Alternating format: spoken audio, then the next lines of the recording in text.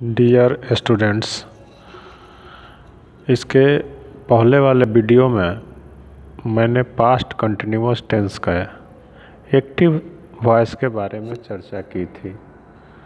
इस वीडियो में मैं उसके पैसिव वॉइस के बारे में चर्चा करूँगा। जैसा कि आप देख रहे हैं, यह जो एक्टिव वॉइस का स्ट्रक्चर है उसमें सबसे पहले हम सब्जेक्ट लिखते हैं, उसके बाद ऑक्सिलरी वर्ब लिखते हैं, उसके बाद मेन वर्ब लिखते हैं जो कि V4 भी कहा जाता है, और उसके बाद ऑब्जेक्ट लिखते हैं। लेकिन जब हम इसका पैसिव वॉइस बनाते हैं तो इसका स्ट्रक्चर यह हो जाता है, सबसे पहले ऑब्जेक्ट, फिर वाज या वेयर, उसके बाद बिंग BEING बिंग लग जाता है, उसके बाद क्रिया का तीसरा रूप लिखते हैं, उसके बाद बाई लिखते हैं, फिर सब्जेक्ट लिखते हैं। लेकिन यहाँ जो सब्जेक्ट लिखते हैं और यदि यह प्रोनाउन हो तो इसे ऑब्जेक्टिव केस में लिखते हैं, और यह जो सब्जेक्ट हो जाएगा, ऑब्जेक्ट जो है पहले आता है, वह यदि ऑब्जेक्टिव केस में हो तो यहाँ नॉमिनेटिव केस हो जाता है। जैसे पहला वाक्य हम लोगों का है कि he was writing a book. यहाँ जो ए बुक है वो ऑब्जेक्ट है।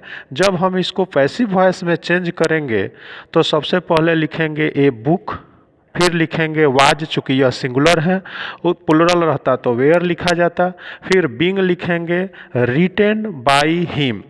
इस तरह से चूँकि यहाँ ही है तो यहाँ पर जो आया वह हिम आ जाएगा। और इस तरह से हम अन्य एग्जाम्पल फिर देखें। I was eating a mango was being eaten by me. I का यहाँ देखिए मी हो गया। उसी तरह से Sita was cooking food was being cooked by Sita. They were selling vegetables were being sold by them.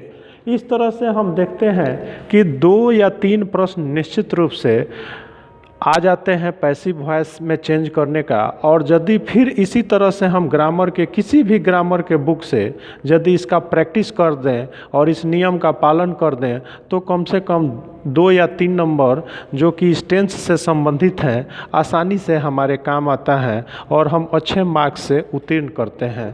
तो उम्मीद है कि आप निश्चित रूप से इस टेंस का भी अपने किसी भी ग्रामर के बुक से प्रयास करिएगा प्रैक्टिस करने का। और यदि उसमें कहीं दिक्कत है तो अन्य कमेंट आप लिख करके और उससे आवश्यक जानकारी ले सकते हैं। Okay, thank you.